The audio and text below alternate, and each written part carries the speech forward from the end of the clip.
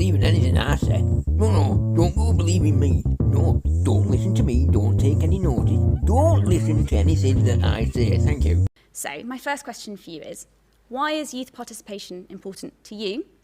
And what will you do to ensure that the youth recommendations are heard at this year's G7? Well, the great thing about young people is, of course, they go on very quickly to become older people, and and indeed older people were once younger people, and we have to make sure that we formulate policies that are going to ensure people's happiness, well-being, prosperity for the long term, and the well-being of the planet. We will establish, Mr. Speaker, a new UK infrastructure bank headquartered in Leeds with £40 billion to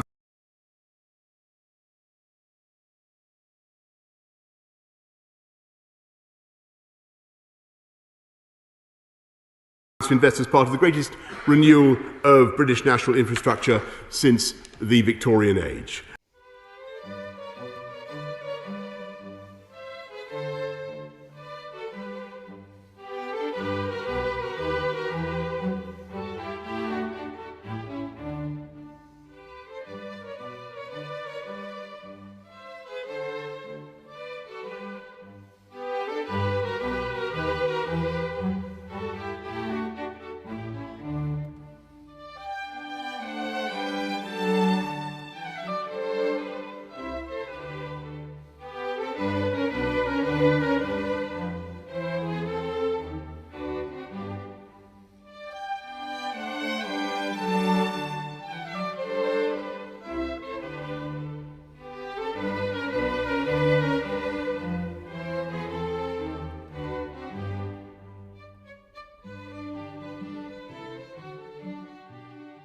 And we will ensure that the British people derive maximum benefit from the £300 billion of their money that the government spends every year on public procurement by creating a wholly new system consolidating 350 separate regulations into one regime so that public investment can be even more effective as an instrument for levelling up the country.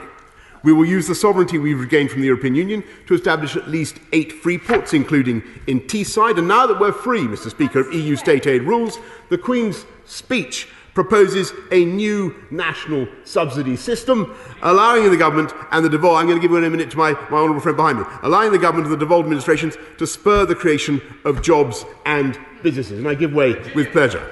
But I'm concerned about the effect this subject will have. So this is the article, actually the scientific paper, because I like to give you guys the scientific papers because, you know, I am not scientist. I am just a very nosy person who actually understands all the big words. And I try to translate these big words so that you can go and translate these big ideas to all of these American idiots. And if you're not from America, of course, you can translate it to any of your local idiots. Possible climactic implications of high altitude black carbon emissions.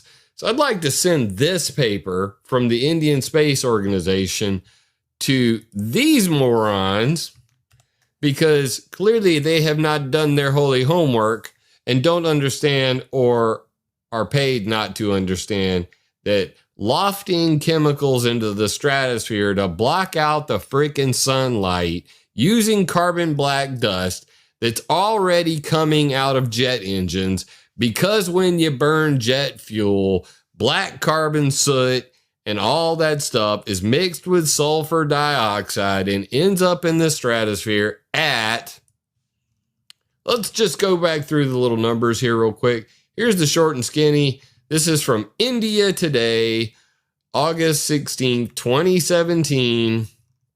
And what are their highlights? Highlights from the report. We thought black carbon didn't make it above 4 kilometers. However, scientists have found evidence of black carbon existing up to 18 kilometers in the stratosphere, and there's about 10,000 of them in every cubic centimeter. And keeping in mind the shape and location of these particles, researchers believe that it could only derive from emissions from jet fuel, aviation fuel. So jet fuel is putting frickin' black carbon and sulfur dioxide in the stratosphere. It is screwing with the ozone layer. Problem posed by black carbon. Black carbon poses a problem because these particles can linger long enough to provide a fertile ground for other chemical reactions that can deplete the frickin' ozone layer. And we have to make sure that we formulate policies that are going to ensure people's happiness, well-being, prosperity for the long term, and the well-being of the planet. But anyway, let's get back to let's summarize this. So why does all this matter? Since black carbon particles are strongly absorb solar and terrestrial radiation and heats up the atmosphere, I thought the whole point was to stop global warming. It can upset the monsoon system. If they get deposited on snow, it could lead to accelerated heating of the snow and quickening of the melting of glaciers. The incredible destruction that we've seen in the last century, 500 species lost. I think I'm right in saying 50% of all the animals, all the birds, reptiles, fish, mammals have been lost since 1970, and that long before you were born. Obviously, it's heavy, but the young people feel this, and they're right, and it's getting worse. And we can come together to arrest this. 1976, weather modification by carbon dust absorption of solar energy. A couple Freedom of Information Act requests from the United States military. This one's from the Air Force, this one's from Navy, and this one is from both. Counterforce weather control using carbon black dust. Department of Homeland Security Hurricane Modification Workshop. Masha Alamaro talking about using carbon black dust to do what? To steer hurricanes. Dr. Arnold Barnes talking about weather as a force multiplier, owning the weather in 2025. Talking about, wait for it, using carbon black dust to do weather modification using carbon black. We're determined to harness the concentration of knowledge and excellence in this country to secure Britain's place as a science superpower, so we're going to invest nearly £15 billion in research and development this year alone. The Queen's speech includes a bill to create an advanced research and invention agency charged with backing scientific discovery in new ways and ensuring that the breakthroughs of the future happen here in the UK. Where the future is being made today, as they have so repeatedly in the past. We are above the system, over it, beyond it. We are them, we are they. Filled with obligation towards those we serve, who have every right to hold us to account with the wisdom and the common sense of British people have always exemplified. Perhaps the Prime Minister can answer this. For the last 3 Tory manifestos, for every humble address since 2016, his government has promised a victims bill. It is in the humble address again, and we are very grateful for it. I hope, can he assure us it will be delivered this year? It has not been published. There has been no details of what will be in it. We hear rumours it will just put a code of conduct onto statute, but will he promise that he will take the Labour approach of going much further, empowering victims, giving rights to victims that are enforceable by law, and there will be consequence for those in the criminal justice system that don't uphold them? Will he promise that? Mr. Speaker, we will not only stick up for victims, but for the first time, which Labour failed to do in all their years in office, Mr. Speaker, just as they failed, by the way, to do anything at all about social care. There he is berating the government about social care. They did nothing at all for 13 years.